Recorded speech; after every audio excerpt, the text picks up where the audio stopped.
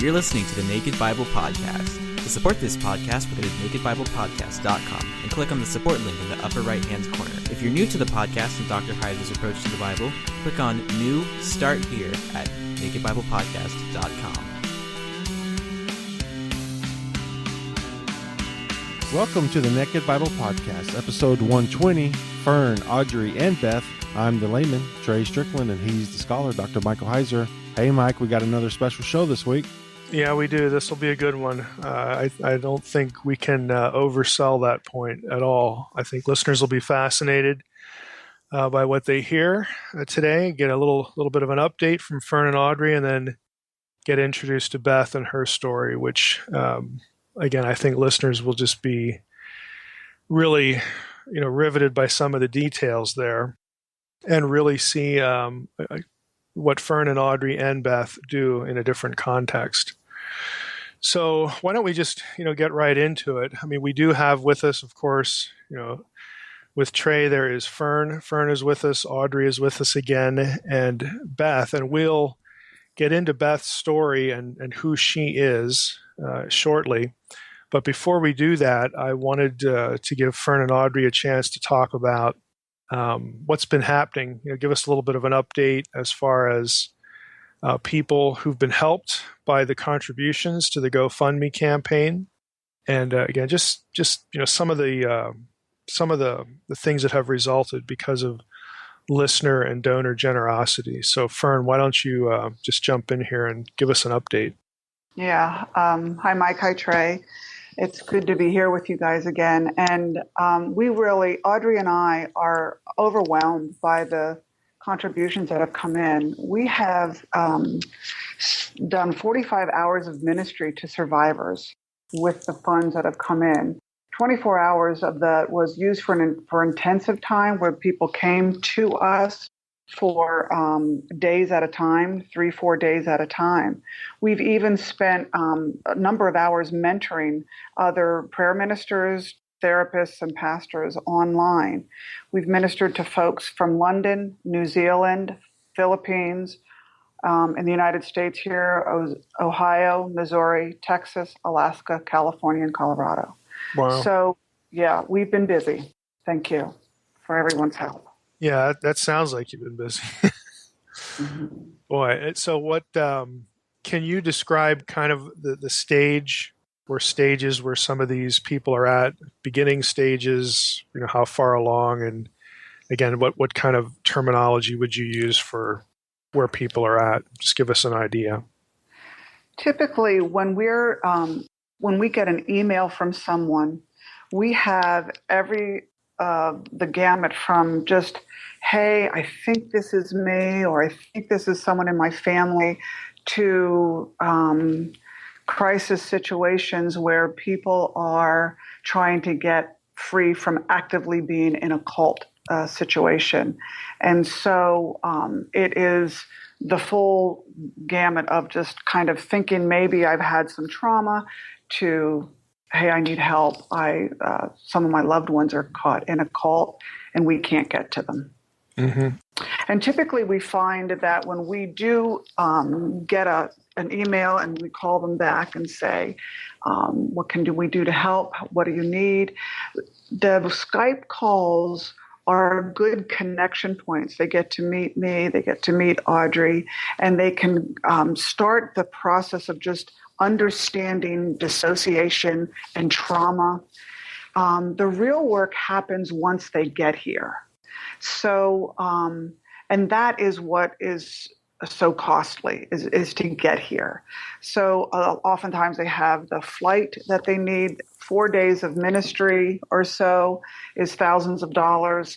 And so we encourage them, yes, we're going to do that Skype work, but can you look at your calendar and commit to the time of an intensive time here with us?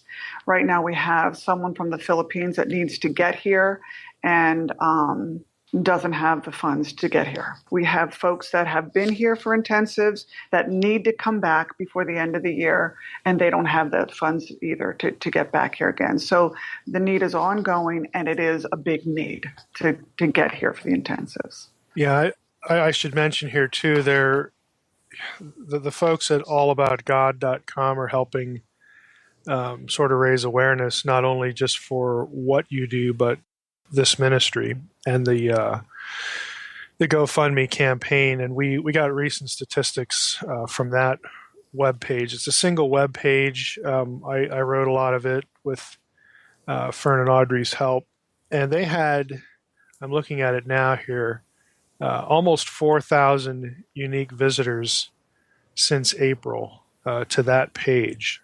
So I'm not sure exactly how they're finding it, but I know a couple places they definitely find it are on my website. So if it gives you any indication, there are people who visit that site and read through the whole thing. I mean, we can measure that, and there are a lot of them. Sure, some of them I'm sure are just curiosity seekers, but the way that page is set up and the way it's sort of positioned on the All About God website, most of the people who are going to click on that, there's something in the way that the subject and the page is introduced that is going to sort of trigger a thought in their head, like, oh, this might be me, this might be somebody I know. So I mean, that's a lot of people, even for a page that we don't do really anything more than just have the GoFundMe page live on the website to direct people there. But there are a lot of people who are winding up there. So if that's any indication, I'm sure the numbers don't surprise you guys. But yeah, I mean, there's definitely a need out there. One last question before we get to Beth. Again, has your recent experience with the people who've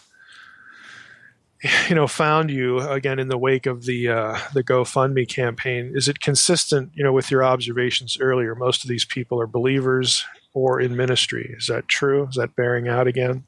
Very strongly. It's I would say over 50% are in leadership, in ministry.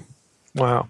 That still surprises me every time I hear it, but I don't know why it would. But yeah, that it's still kind of shocking. Mm-hmm. But let's introduce Beth. Now, it might be a good idea to have Fern and Audrey introduce Beth, because Beth is connected to the two of you in various ways. So if you could do that for us a little bit, and then Beth, we will let you run with it to tell your story and again, fill in gaps and details as to who you are and what you do and your whole story. I would love to introduce Beth. She's a dear friend of Audrey and mine. And I think, Beth, how many years ago was it? Was it 6 or so? 5? I think it's about 6 now. Almost 6. 6 years ago, Beth called Audrey and I for help with a gal she was working with. And she can tell that part of the story, that she's called many different ministries, and she got a hold of Audrey and I and was asking for help. And it is from that phone call that we have worked closely together with her, and her love for survivors has really grown. Her skill sets are right on par with what is needed, and it's an honor to be journeying with her in the front line and helping people. So, Beth, we're really excited that you're here with us. Yeah. Thank you, Fern. I would have to say, meeting Beth the first time, she has the heart of Jesus in her that the survivors are drawn to. And that's what is needed for their freedom. Well, Beth, why don't you pick up from there? And trust me, we are all, I mean, we've heard parts of your story. I have. I mean, I know Fern and Audrey know the whole thing. So what I've already heard, I know listeners are going to just, again, be riveted by, but, give us the full bore here, go into it. Okay. Well, in talking with Fern and Audrey a little bit about what should this look like today, and really because we've known each other for 6 years and worked in very personal situations and grown to know and love each other a lot, and they really have come to understand what my life has looked like from a little girl to now. And that has been a full range of experiences that really, even present time, I'm still walking into recognizing how big some of those understandings are at this point. I decided to share a little bit about what that's looked like for me from the earlier part of my life on, because it gives context. So while I probably won't talk about a lot of those specific details, it's going to be important to understand the mindset that I grew up in, the atmosphere. I grew up in a loving home with a father who is a pastor of a large church. In that, when I was about 12 years old, there was a woman who came to him for help who was a member of a local coven. And that was his first experience with any kind of active Satanism or occult type activity. And he didn't have any idea about it. He was not the pastor of a charismatic denomination. So this was brand new for all of us. In that, we began a journey of understanding of really the reality of the spiritual realm in this world, saw before our eyes what that can look like, and then walking through the lessons of what we thought was how best to help people who struggled in those ways. So as I grew up, that was not out of the norm. From about age 12 on, there was a close-knit group of people around my dad who loved him through learning that ministry. And I've known and loved Jesus since I was 10 years old. And I would say that I've really always been passionate about him. So I had a real interest about the reality of what my dad was doing. And I think at mostly appropriate times, he would add to that understanding the best he could. There was a point in time, though, in his life where the numbers of people that needed help grew dramatically.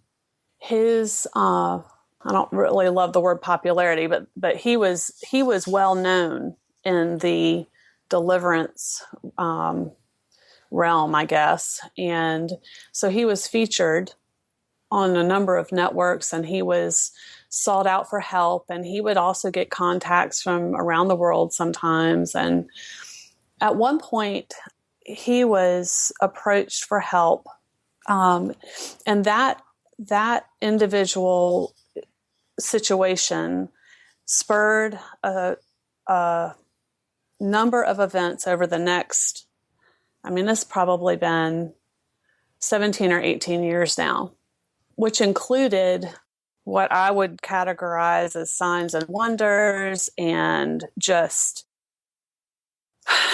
a ramping up of the spiritual experience that we ended up experiencing under the umbrella of the church, but took an avenue in our lives that at this point we understand was very deceptive.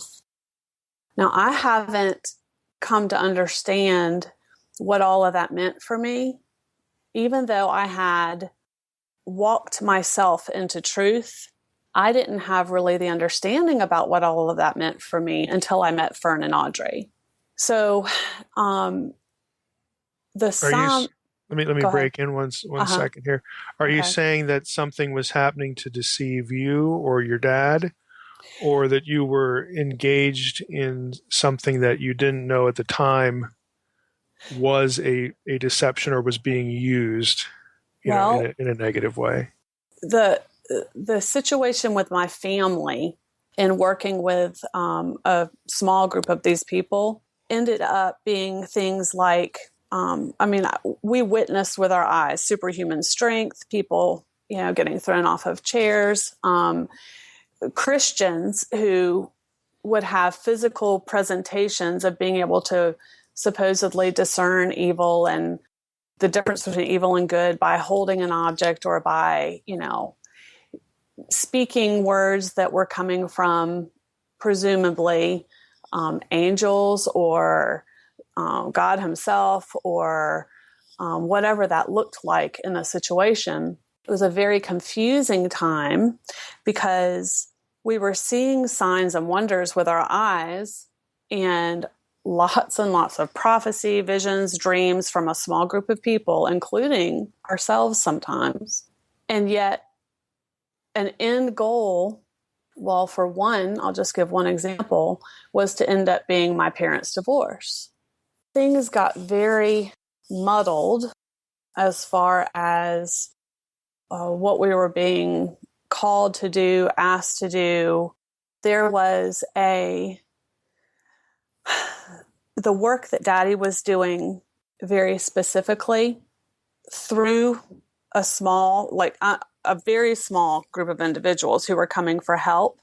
Voices through those people would present as fallen angels who had a desire for redemption, basically. Mm-hmm. Mm-hmm. In that, the physical manifestations and the signs and the wonders were really sweeping us up and having a real conflict on our hands, because Scripture and what it looks like in whole versus in part, and what we were being shown and what we were being told, and on and on and on, and how that evolved and got bigger and bigger. And then there was to be this purpose of the divorce of my parents and how that was supposed to weed into this whole situation. And so we ended. One moment. So you're saying, when you used the word goal earlier, Mm-hmm. So what I gather from that is you're saying that these entities, these manifestations, whatever you want to call them, you believe now we're engineering the circumstance to have your parents be divorced. Like they were essentially, maybe not told to do that, but you think there was an intelligence there that was trying to destroy their marriage. Is that what you're saying? Yes, that's part of what I'm saying. Okay. The other is that it's really not about just a marriage.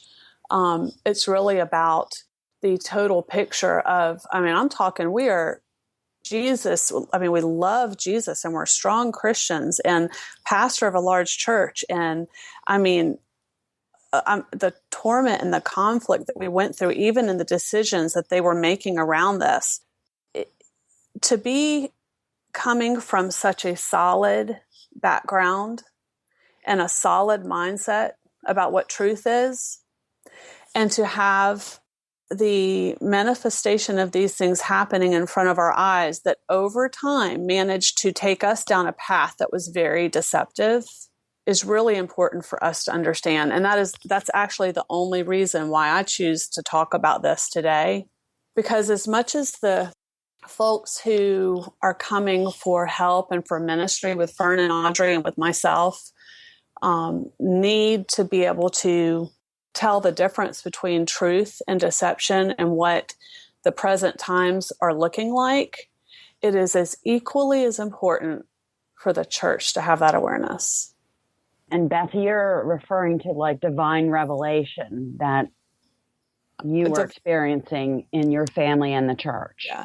Divine revelation, what the church would call spiritual giftedness, and the Bible references that too. But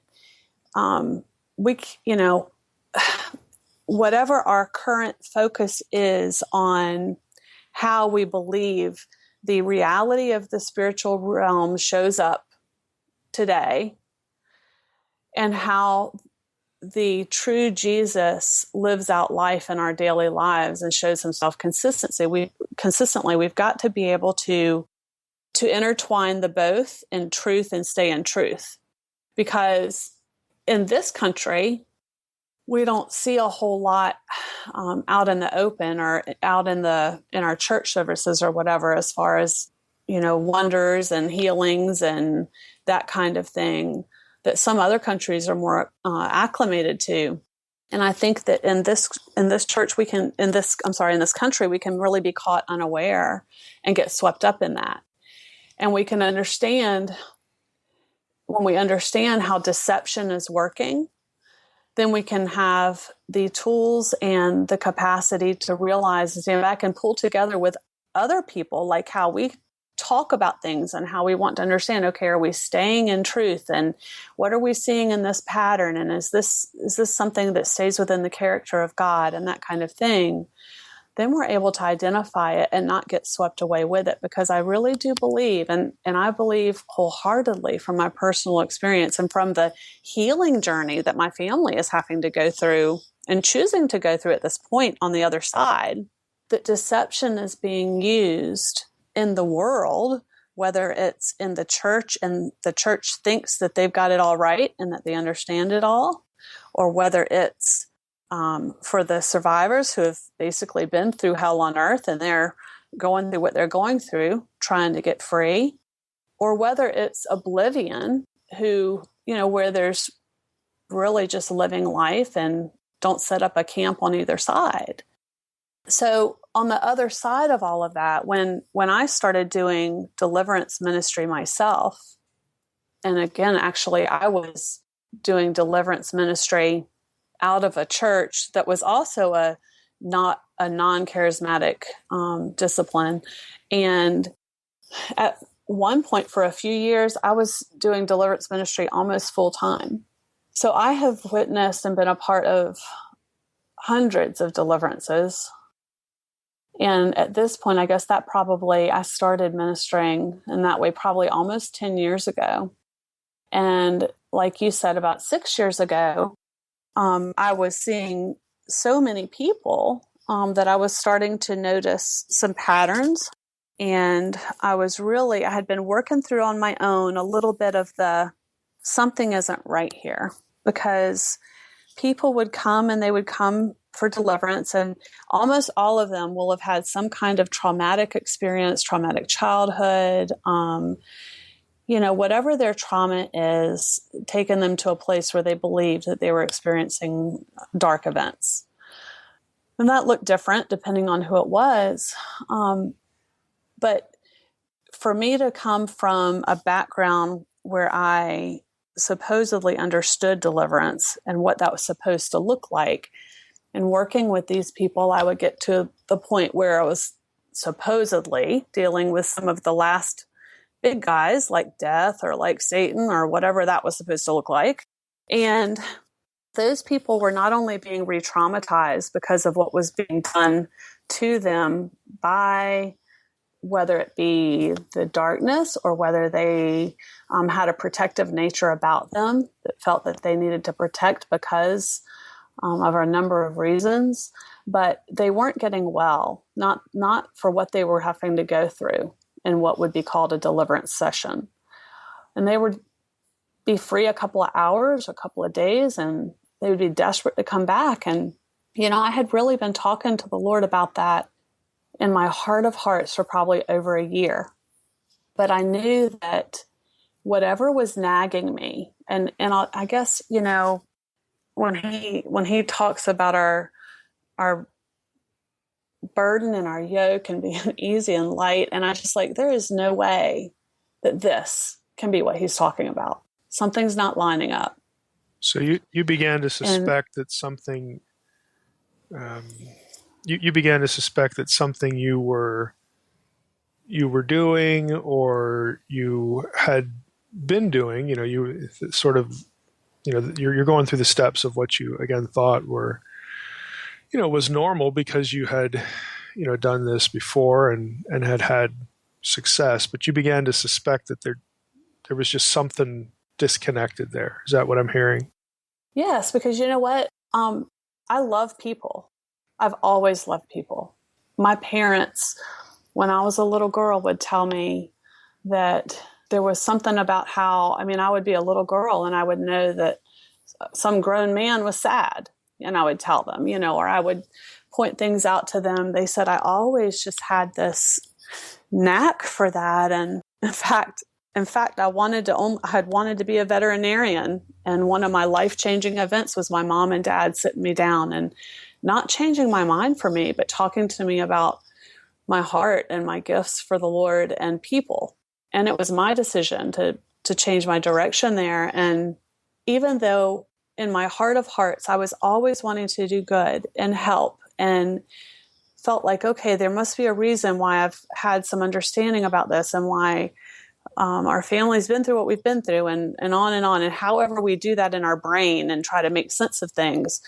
And so my heart was first and foremost to serve Jesus, but my understanding wasn't what it needed to be. And when I saw people continuing to hurt, not because of what I was doing, but in the understanding of how I was trying to help them, that whole situation was being taken advantage of by darkness. Because you know what? The spiritual realm is really real. We can't deny that. But how in our humanity we see it, perceive it, experience it, interact or not with it are all very important things to understand. And so when in a deliverance session, the person would get, by their own body, would get yanked around and it would be tormented all over again. And the body memories from trauma would just be thrown all at once. And it was just over and over again. I see these sweet people suffering. And I'm like, this just has got to be something I'm missing. And so I started refusing to continue. And I said, I need some time. For the people that I was working with at the time, I said, I need some time just to kind of figure some things out. And I immediately just started calling a few ministries that I felt had been reputable. And that was an interesting journey. It took about 2 weeks to find Fern and Audrey. In the midst of my daily life, I was making phone calls, waiting for calls to be returned. I was explaining what I was seeing, what was going on, why I was calling. And I had the span of phone calls went from totally heartbreaking because like that group of people had given up on, like that ministry had given up on this group of people and were on their own path of not understanding well. And to a loving approach, but don't really know what to tell you or resources that I can give you, to finally, you need to call Fern and Audrey. They can help you. So I did. I actually talked first with Fern, and she and I talk about that some. I'll never forget it. It's kind of burned in my memory in a good way, because it was pivotal. It was like it was a life-changing moment for me. I knew that the paradigm was shifting.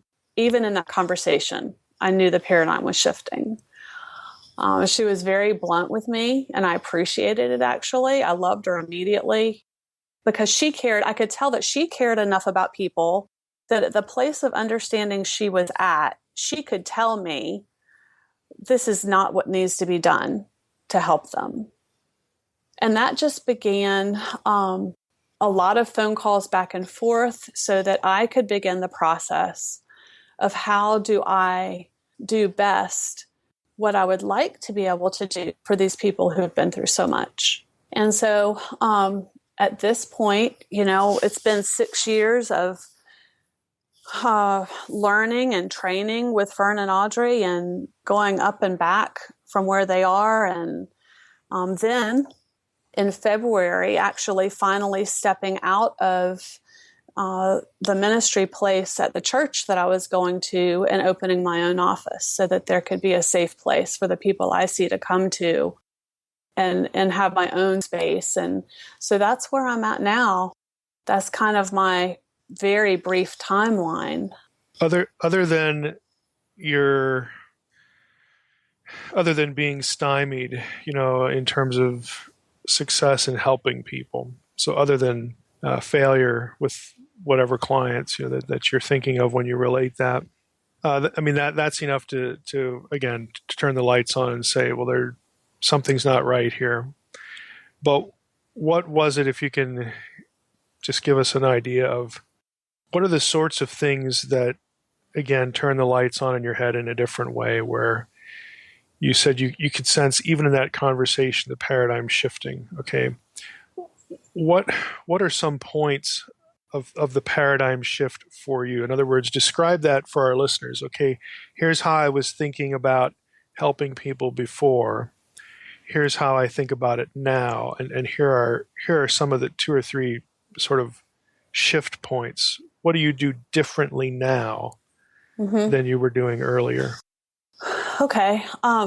If I had time to kind of like write out an outline for that, it would actually be several categories. Go ahead. You can sketch them for us. Okay. So, for one, I think one of my biggest learning experiences through this has been a sense of myself as a strong Christian person who loves Jesus for real. What it felt like to go through the stages of that journey and actually even think that I had a humble heart, think that I was in a position to help somebody any better than the next person would be able to, even though I felt like I was pouring my life into this, and I love Jesus big, and the love Jesus big piece never changed. That was always the same. But it was really the only thing that was the same, because my beliefs around what I had experienced were totally different than my beliefs around them now. And when I started realizing truth, see, when I said no more, and I've got to get some help to understand what's really going on here, I had beliefs about what all that would mean for me and my family, and what we thought we had sacrificed over the years, and what we thought that we had tried to do the best we could. We weren't trying to be disobedient. And if I stepped out of deliverance, that would crumble. And so it's like the truth would defy what I had believed before. But see, at some point, I just faced that, and I thought, you know what? I love truth more, even if I understand it better now, than I do holding on to something that isn't true anymore. It never was, but I believed it was.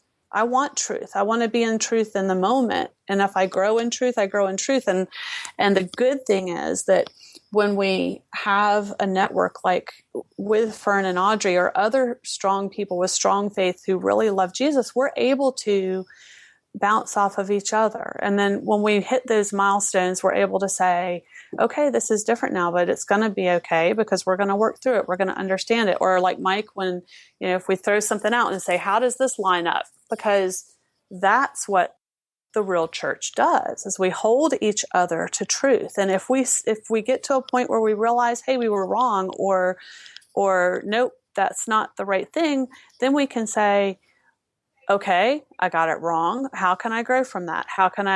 What am I believing about that that's affecting how I'm being or what I'm doing? So, in answer to your question, the first thing is how I felt. Even now in the difference, I feel like when I sat back with Fern and Audrey one time, and again, something that I'll never forget is us sitting in a room with somebody else who was in ministry, and Audrey had told her, she said, that big stuff, that's been with you, you don't have to have it anymore. And it was only the person's will that made it move right back. It was nothing else. It's sitting with people in love and understanding, and knowing that the true Jesus, the only uncreated one Jesus, is the strength, the power. He's already done those things.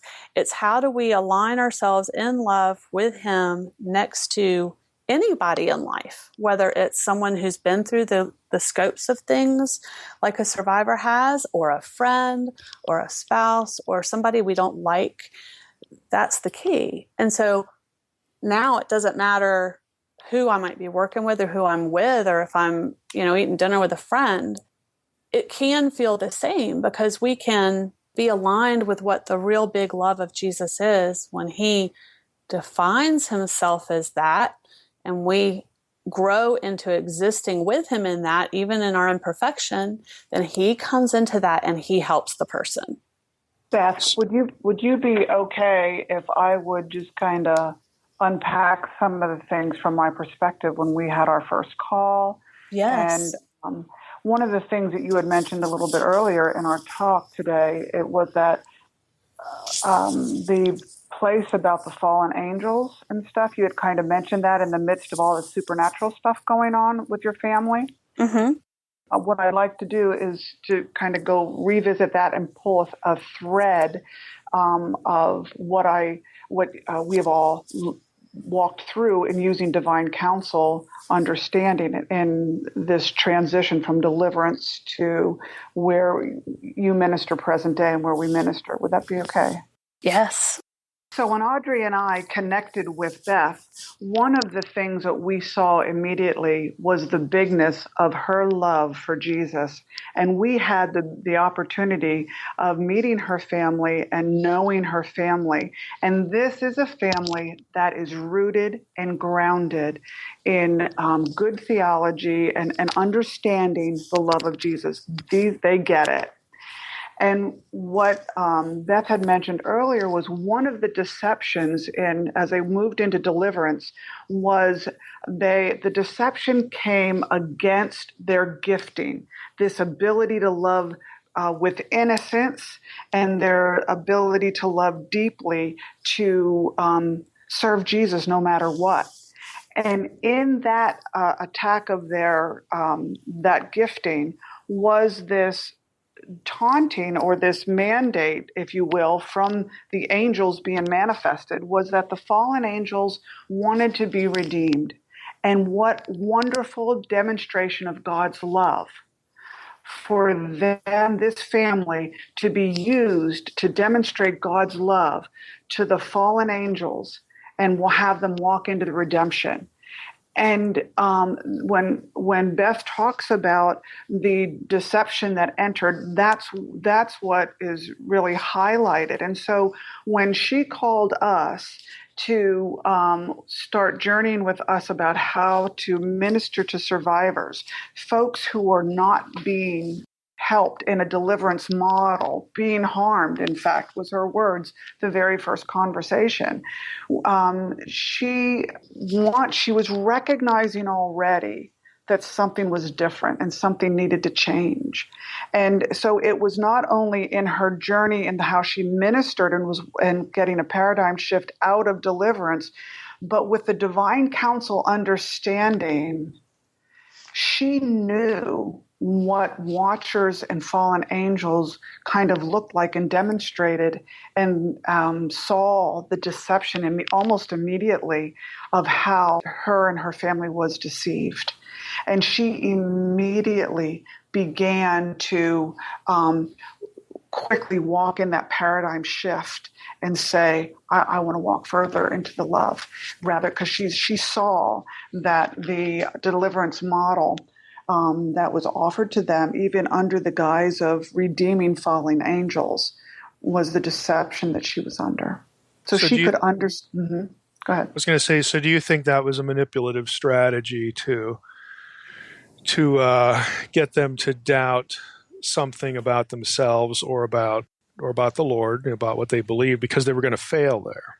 Do you think that was the point, or was it more directed toward the people that she was trying to help? Yeah, from what we saw with Beth is that it was how you line it out, Mike, with the divine counsel that we displace the sons of God.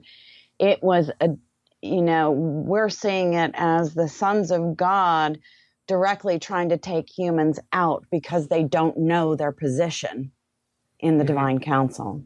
Well, that's interesting. Let if you can, any of you, let's try to reduce it to a couple sentences. I used to believe X, now I believe Y. How would you fill in the X and Y there? Just give us a couple of examples. Or I used to do X and now I do Y. But in other words, the change in thinking, the change in approach. Okay. If I have someone who comes in and they'll think that they're oppressed, or they'll think that they have darkness in them because of something that happened bad to them, or a feeling that they have. Well, one of the first important things for them to understand is that the key is in understanding, and that if I'm here with them and alongside them, I'm here to walk with them into understanding about it, and that this isn't about demons being in them or them being bad, but it's about understanding, and that's going to begin a journey of walking truth with that person. And what happens is when it starts that way, you're helping that person initiate and tap into and progress through their own initiative with their own will in connecting with Jesus and connecting with his truth. And they get to feel the reward of them actually walking into that, instead of it being someone like who thinks they're a deliverance minister. They have to be the one to cast out a demon, or they have to be the one to have some kind of a special spiritual anointing. Mm-hmm. That's just not true. We even work with people who don't yet know Jesus. And even if the person chooses to connect with his or her will, to give him a chance, he somehow will show up. It's really, his profound way of speaking and ministering to a person in whatever way that person needs in that moment is real. It has nothing to do with me. Yeah, my lay perspective on this, and I'm trying to, just recently in a Q&A episode, somebody asked a question about what Fern and Audrey do, and again, my lay perspective, and it might sound odd or too simplistic or naive, again, to people in the audience, but when I look at what Fern and Audrey and Beth, what you guys do, I express it this way: they get people to think well about theological truth. In other words, it's almost like you need your thought processes about biblical theology. Some point or points of biblical theology needs rewiring, and we can't rewire it for you. You have to. We can point at an issue or at a problem, but you have to think better about that. You need to think correctly about that, and we will help you think correctly about that thing, whatever it is. And again, I realize that might sound totally naive to somebody who's, in a, I don't know, is it right to even coin the phrase traditional deliverance ministry? But again, that's my perception of what it is you all do. I mean, at least on the surface anyway. Is that misguided? Is it too simplistic? How would you correct that or reword it? Fern and Audrey, do y'all want to touch on that? Yeah, Mike, I listened to your Q&A last time, of course, and I thought you did a great job. I think that is exactly what we do. And I want to just expound a little bit on the bullet points that you've asked for, Mike. And Beth, I want you and Audrey and I have talked about this. I mean, you've gone to Tanzania and you've taught a deliverance model over there years ago. And then you had the opportunity to go back last year and minister in Tanzania, and they saw the quiet, loving difference with the miraculous results without the quote manifestations of the Spirit, whereas there would be, your arm would jerk or something like that. I think that's what that before and after would be a really good picture of what it looked like in Tanzania when you taught deliverance model and what that manifestation of the Spirit of God looked like for you to know a discerning of the Spirit versus last time when it was just, it awed the people and they've asked you to come back and teach. Yeah, that is a really profound level of transitional understanding for me, because to back up a little bit, I had gone in 2010 with our mission team. I'd been asked to go actually because of my understanding about deliverance. So I'd been asked to go and be a part of that because deliverance is actually a culture over there. And so I went back in 2011. They had asked me to go back and teach. And what they did was they gathered over 350 pastors and leaders from the surrounding cities in Tanzania. And they bussed in and they petitioned the government for a water buffalo to feed the people. And all of these people came in and they stayed there at the building. And I would go and lead a seminar on deliverance to all of these leaders. Well, meanwhile, I came back to the States and my life changed because I was beginning to understand what I was beginning to understand. I didn't go back for a couple of years, but last year I went back and, in my heart of hearts, I knew that I was going to find out in that trip if what I had understood was going to be culturally relevant there. Because I'm here doing this work a lot, but can I apply it in their culture with their belief system in Tanzania? I didn't even go for that purpose last, 2 years ago, a year and a half ago. I went to fill in for someone who couldn't go and do some of the inner healing work. So in seeing lots of ladies and individual sessions over there, there was a gal that I was seeing, and sure enough, she started manifesting, demonic manifestation. And I sat back and I looked at the situation for what it was. And I had my translator, who's a pastor from Kenya, and I had another group of ladies, all Tanzanians, except for one other lady from America with me. And I walked that lady through understanding and asking for her own thoughts and for her mind to be her own, and why this was happening, and why, at what point might she have had the beliefs that she had about this. And everything, all of that stopped. She asked, after it stopped initially, she then began to praise the Lord, and it looked very much culturally like it does over there.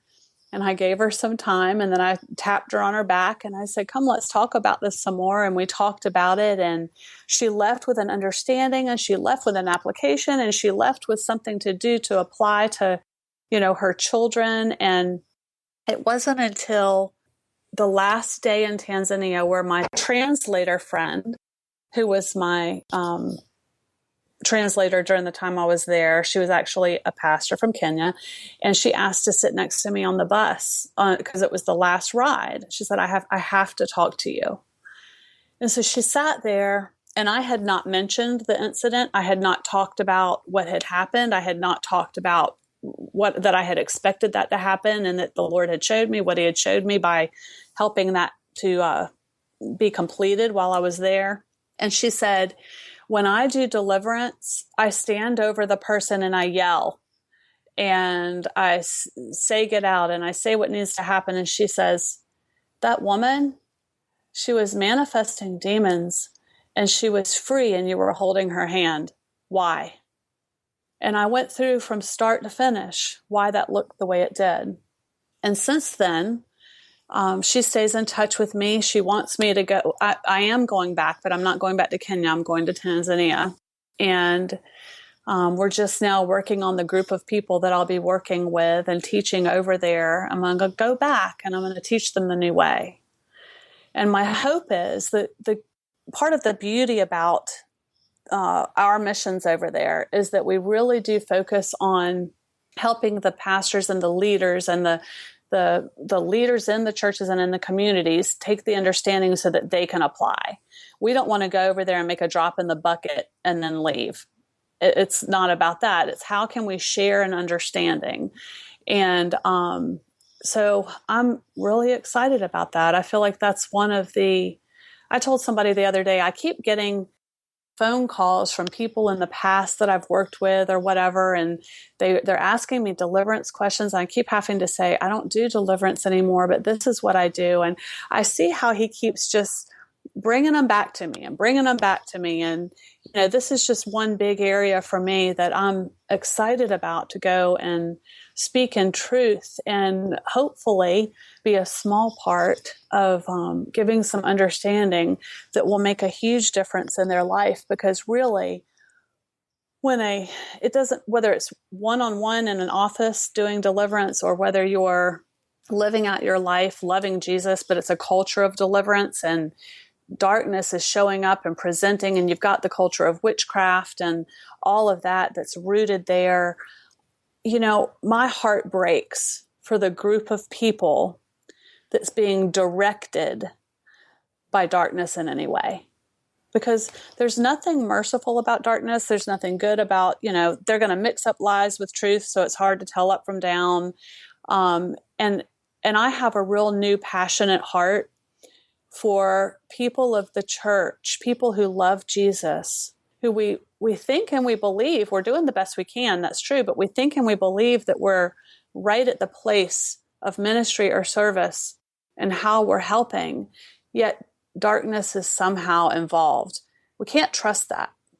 We need to be able to keep thinking and keep talking with one another and keep bouncing off one another. Is this the right direction? Or we need to not get swept up in the manifestation of gifts either. See, darkness has this huge goal of twisting our giftedness and tapping from our giftedness to somehow, whether it's distract or mislead or torque or use for its advantage. So if we have something at play that we think has some kind of misleading direction, or if somebody says it's demonic, like in Tanzania culturally, there's just a lot of focus on that.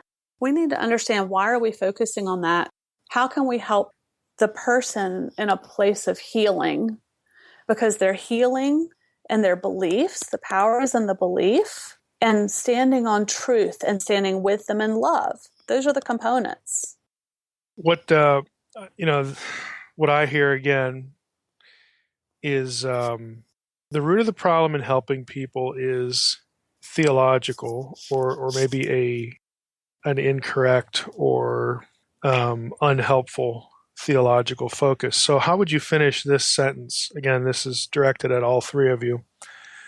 The problem is what people believe about fill in the blank.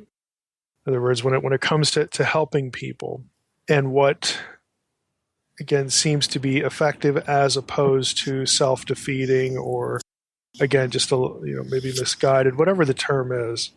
But how would you fill in the blank? The problem is what people believe about blank.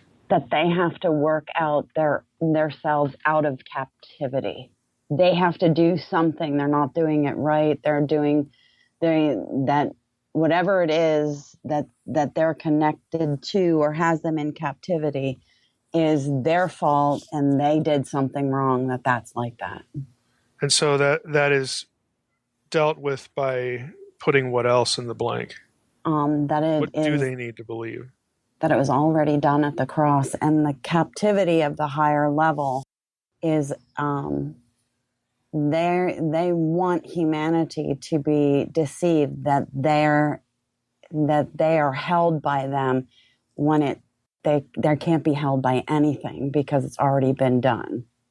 So and I would also add that what does whatever the traumatic event was, what does that traumatic event say about me because I survived it? Mm-hmm. So that's the problem or the solution? That addressing that is going to show you what they believe and where they're anchored in captivity. Okay, if I had a bad dad and I believe that I'm not lovable, that no one can love me, that is going to give an anchor point to any kind of higher level stuff, and to set up a foundation for poor theology to be bred in, hatred, God hates me, and all of that because of the trauma. If my daddy wouldn't have done this to me, then that would have meant I would have been loved. I'm lovable. And the reality of it is they are lovable. Their daddy was bad. So what is the disconnect? Because a lot of these people, as you've said, repeatedly, are Christians, and even people who have through the course of their lives are now in a position of Christian leadership. Are they denying what the truth that they need to believe, or can't they see it? I mean, how do we articulate that? What's the disconnect with them? Because you would think that they've come across what they ought to be thinking at some point, but yet they don't. Is it just their experience trumps a good thought process, or what is it? What happens is the trauma is happening to a child. And the way a child's perception of doing life is, the way the child is developing emotionally and the brain development of the child, they cannot process with reason. They're processing emotionally. If mom's in a bad mood and mom comes in and if I get slapped by mom, that means I'm bad because I got slapped. Because, see, a child can't have a bad mommy because that's too dangerous. So she's got to be bad, and okay, I got slapped. And so it's in the construct of a child's thought. So it is the development of good theology. So here's a child developing the defensive posturing about making sense out of her traumatized world. She has to make sense out of it. You can't live in a trauma without having to make sense. And the easiest thing to make sense out of is that you don't count. You're not lovable. It's your fault.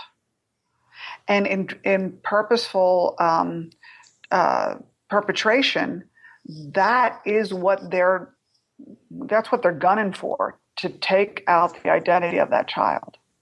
So when a 42-year-old comes to us and is just starting their journey, they're just finding out that, okay, they're a strong Christian.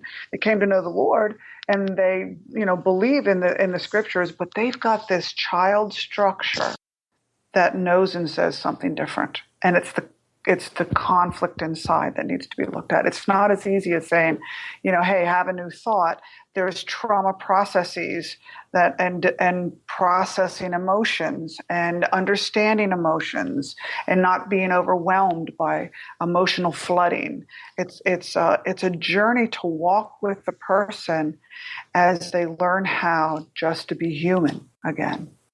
So a lot of what you can hear, and I think this is helpful for the listeners, because you could have this 42-year-old person sit down in church every week for 10 years, and they're going to hear correct things. But what's missing is, again, this someone else to come alongside and basically unpack and be willing to essentially go through the unpacking process with them. And then, what's missing, I hate to say it, is the human element. That's right. Absolutely. Because there's this distance created by pulpit to congregation. Right. And I'm not saying that's intentional, but it's the truth is very much third person. Then it's something you sort of hear in a detached, passive way, as opposed to, again, this sort of one-to-one engagement, kind of thing, where there can be interaction as opposed to just passive listening or something like that. So, well, that's kind of interesting. What something you just said was one of the more scary things I've ever heard you say. And then this whole thing about the inability to reason. Frankly, our culture is reaching a point of predominance where people, I call it the flight from reason. It's almost like they either can't or they don't want to. They're no longer interested in thinking well. I mean, whether they've been trained to do that or what, that's another discussion that's related to this, but that's not a real optimistic thing for me to hear. Because I just run into that all the time, and it on the surface, I'm not thinking this is a life trauma issue. I'm just thinking, how in the world can this person just think so poorly?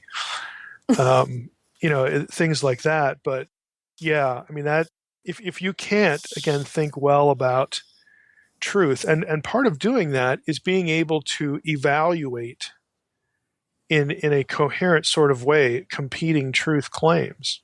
If you can't do that, then by definition, that's going to cater to a truth-less system, something like paganism, which is really entirely, based upon experience and things that, your observable senses and all that kind of stuff.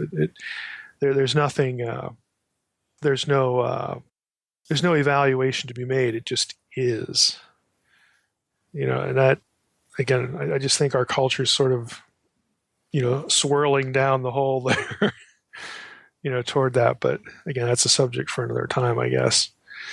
Anybody else want to fill in the blank, or do you think the blank was filled in well? The problem is what people believe about what? Anybody else want to offer another? I guess the only other thing I had thought about was when a little girl or a little boy is getting hurt, or when, as we're adults, we're getting hurt, or we have a traumatizing event. We do come to a place where we believe something about ourselves at that time.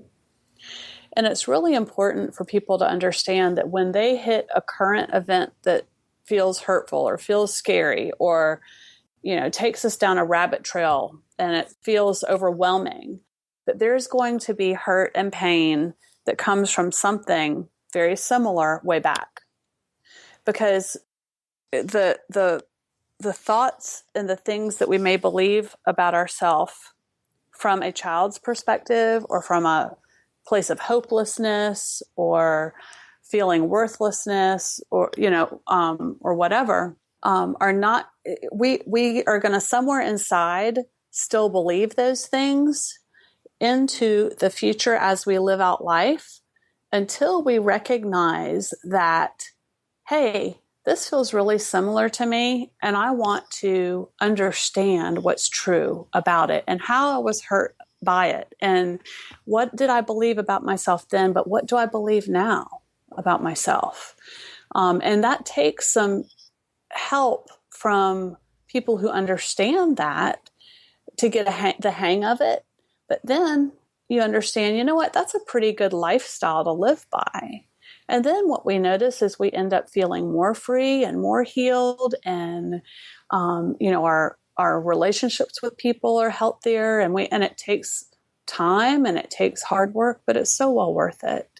And when you say that, Mike, that people don't really want to think about stuff, and I get it. And the thing is that I kind of think that way a lot about people and their relationships, or people and their pain, or people. And I just feel like there's just such a lack of understanding about what would be helpful for that to get better for somebody. As I, again, listen, to this, I'm, I guess, we need to start wrapping up, or at least heading, toward a conclusion. But I jotted two things down. One, it relates to your story, Beth. Again, I think if I can sort of encapsulate your own transition, if you want to call it that you reached a point where you were more interested in believing in some point of truth than defending what you used to think was true at that point.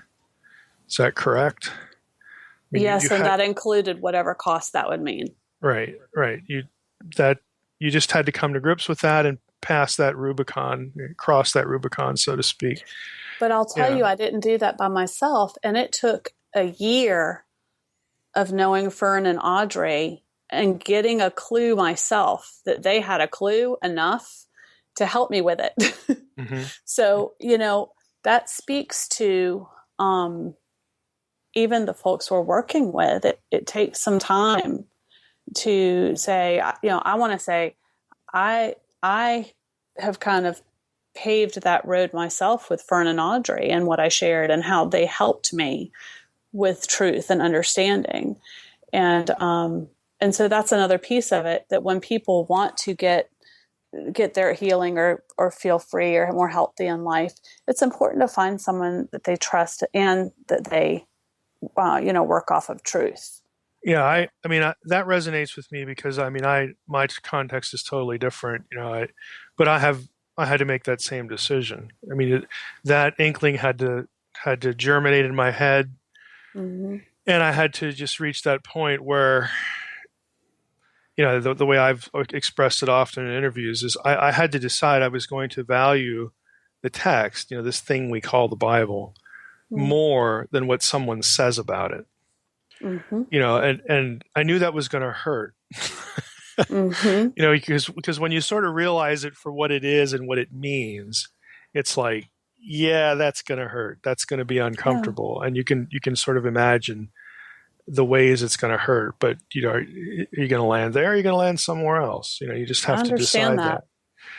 The second thing I wrote down was, and this goes back to what you just said a moment ago about getting people to understand, good theology in such a way that it helps them think correctly, about the Lord and about themselves. But it seems to me, again, as you guys have tried to relate, again, how you use, the divine counsel content, the stuff, is that the key is really good theology in terms of telling people or getting people to grasp, this is how God looks at you in, again, this framework, in what we'll call the divine counsel framework. And that is your status and your destiny. In other words, this is to be able to show people, okay, this is how God really looks at you. And you get the concept of imaging, you get the concept of family, you get the concept of belonging with purpose, the whole Edenic model and the restoration of that, all that stuff. It's there's a lot to unpack there, but this is how God actually looks at you. And here's what God plans to do with you because of the way he looks at you. Another way to say it would be, well, consider the dark powers. This is their destiny. And now let's look at your destiny. Exactly. Who's the winner in this scenario? But the reason that despite all this stuff that's happened to you, and now you're sort of trapped because of the thoughts you're thinking as a result, and all this other stuff we're talking about, that never changed the way God looked at you. And he still looks at you this way and has this destiny and planned for you. And you're actually going to displace them. They're going to be judged by you. They ought to fear you because of your status. Right. That you're in Christ. And again, all these theological axioms and biblical statements that go with it, but they ought to fear you. And if push comes to shove, they probably do. But you're vulnerable in so many ways. And so you become a target. Again, I didn't write all that down, but I wrote the first sentence down. But I would that's add just sort of what goes through my head. Go ahead. Yeah, I would add one more piece to that. And for every survivor that is coming out of trauma-based mind control with an understanding, the biggest understanding is the perpetrators used the gifts and the calling that Yahweh gave you, and they have vampirized that your gifting and calling, that they use it. And they didn't want you to know that it's really yours. And for kingdom purposes, to walk out the kingdom of heaven right here, this is yours to do. And they never wanted you to know that. That is ignites the survivor to say, oh my word, you mean this is mine? This isn't, I thought they developed it in me. No, the gifting is yours. They have vampirized it for their use. So I have a question for everybody. And Beth, if you could give it some advice or truth to the people out there practicing deliverance ministry, what would you say to them that are helping people that are listening to this, trying to find new ways or get new information like you were a year or so ago before you met Fern and Audrey? So do y'all have any advice for the people out there who are actively helping people? Well, that's a good question, because I thought about that before we came on today. And, I had to do quite a search just to find some help that knew some truth to help me. And that's been a big investment on their time and mine. But, the first things that were spoken to me by more than just Fern and Audrey, because there was another ministry who connected me to them, and they lovingly told me the same thing. Please consider not using the deliverance model with these folks. It can really be re-traumatizing. My first point would be that really it doesn't have to look like that.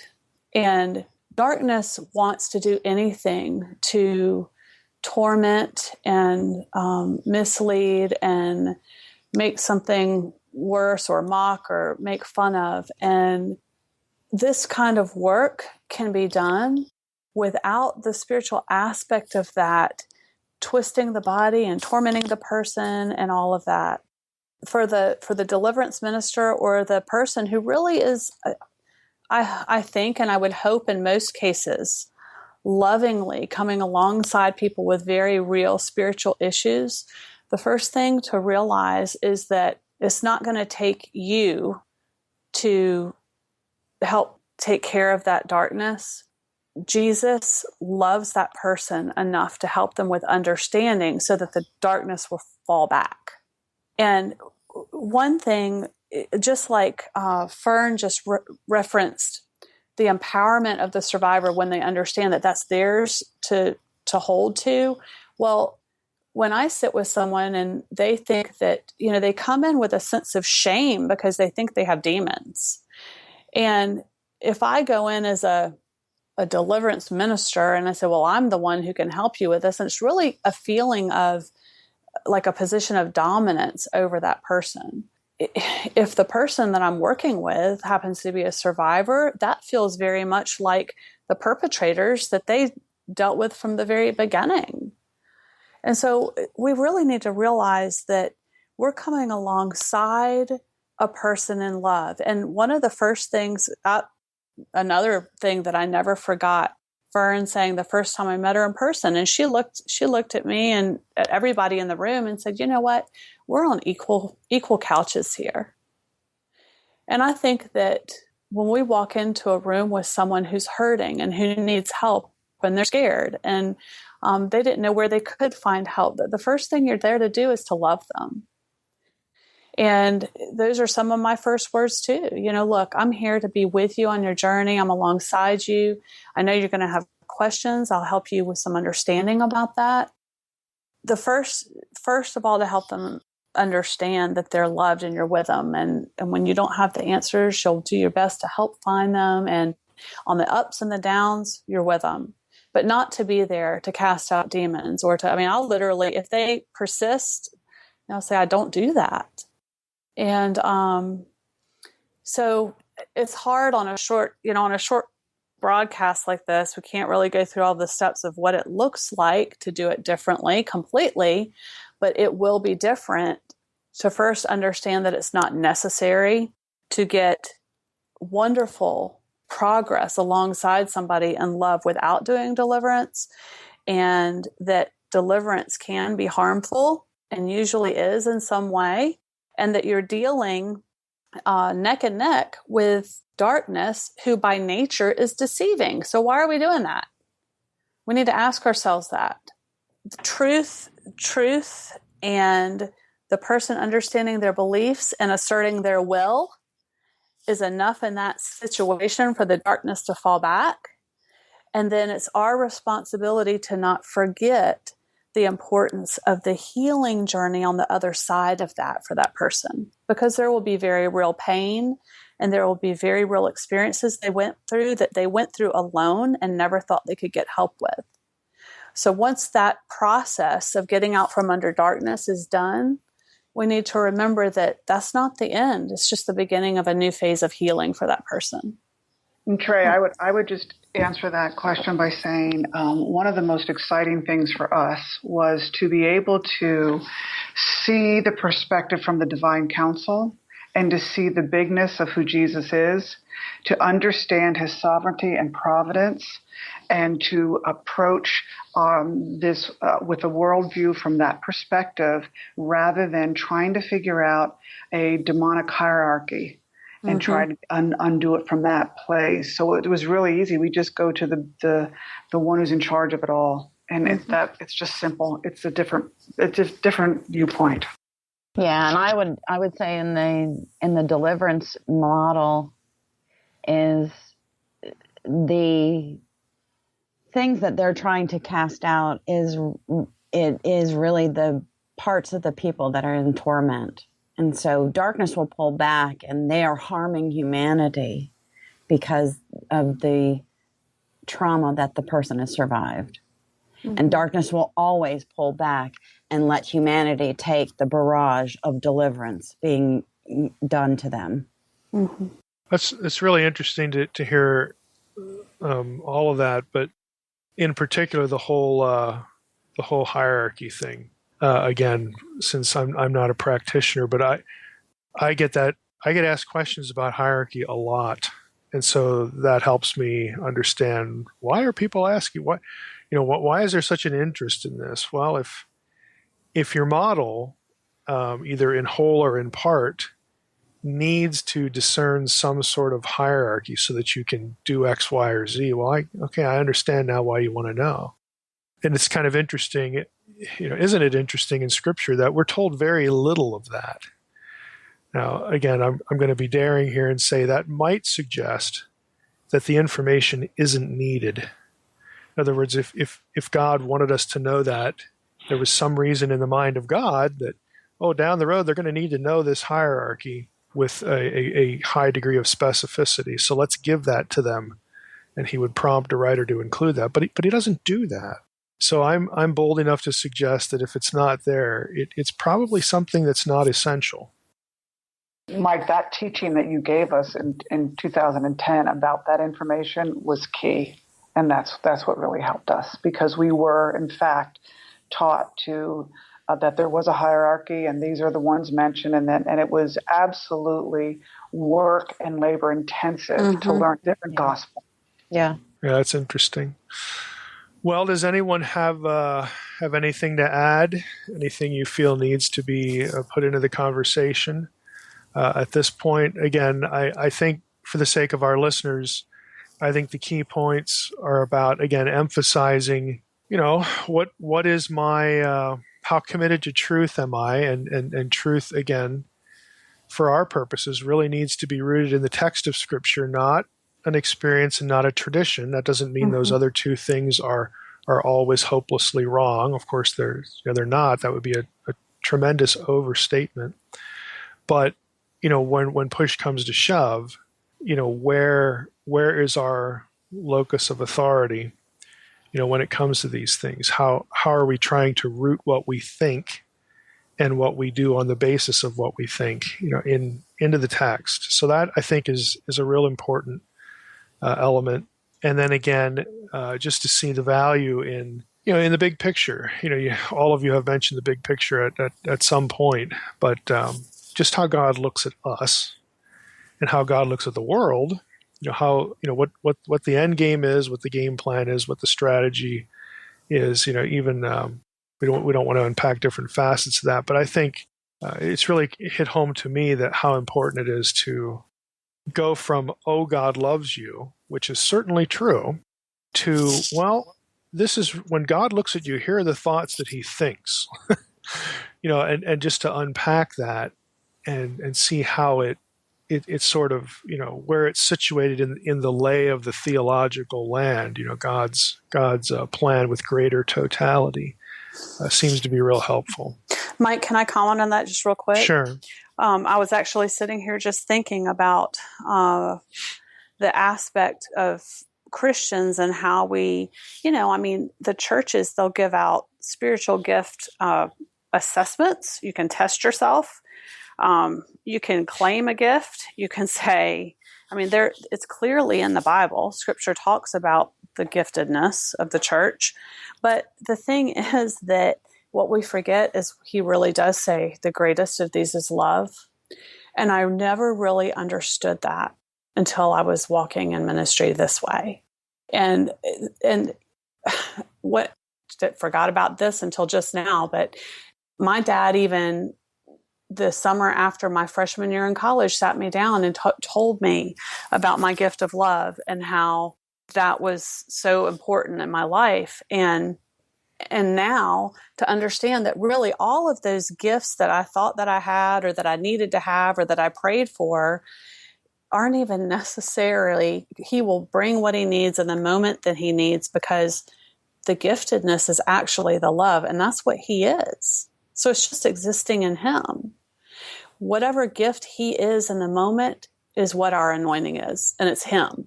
That's it. And we don't need to be distracted by what is your anointing, or you're so anointed, or what are your gifts, and that kind of thing. It's really about walking in love. But you see how well that fits with imaging. Yes. I mean, you are to be what God is at any given point. Again, it's just these are things that you could sit around in a classroom and talk about. But here, these are examples where, you see the practicality of it, and not only the practicality of it, but, and I'm not saying it's easy, but the achievableness of it. Again, that doesn't mean it's easy, because you guys would be the first to tell us all that this is pretty hard. Mm-hmm. But it's not impossible. Hard and impossible are two different things. Well, thanks to everybody for sharing part of their day to do this.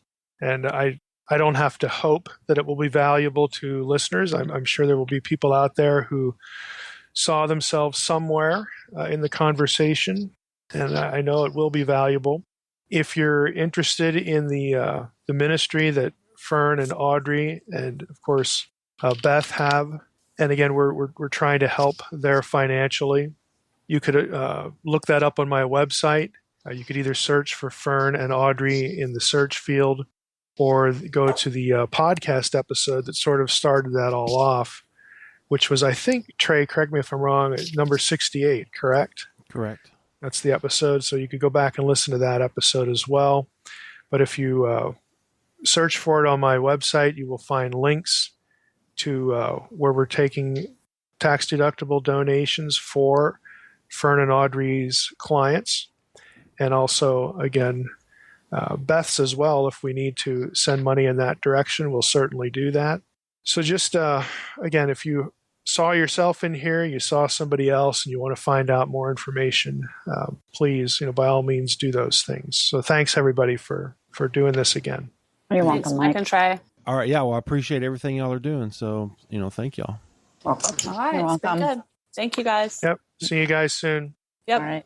Okay, Mike. Yeah. Another good show. I think people will be interested to hear that. I think the more we talk about that, the more understanding people will have of what they're doing and what we're doing. And I really walked away with, that darkness will pull back and let the person take the brunt of deliverance when you try to do deliverance ministry. So that spoke to me, and empowering the person to take charge of their healing rather than having to go through this whole torment of deliverance. I'm starting to understand a little bit better of what's involved and what they do. And, so that's great. And yeah, it took me, 3 or 4 sessions with them. I go out every year and spend time with Fern and Audrey, and we talk and do some teaching. So it took, 3 or 4 of those times, to really kind of understand what it was they were doing. Yeah, I certainly can see that. And again, if you're interested in getting in touch with Fern and Audrey and Beth, please email me at treystrickland@gmail.com. You can get that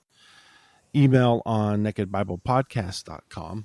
Well, next week, we're back into Ezekiel, correct? Mm-hmm. Right. Okay, well. 2 more chapters. All righty, well, good. I'll look forward to it. Well, we certainly appreciate Fern, Audrey, and Beth coming on and talking about what they do, and just want to thank everybody else for listening to the Naked Bible Podcast. God bless. Thanks for listening to the Naked Bible Podcast. To support this podcast, visit www.nakedbibleblog.com. To learn more about Dr. Heiser's other websites and blogs, go to www.drmsh.com.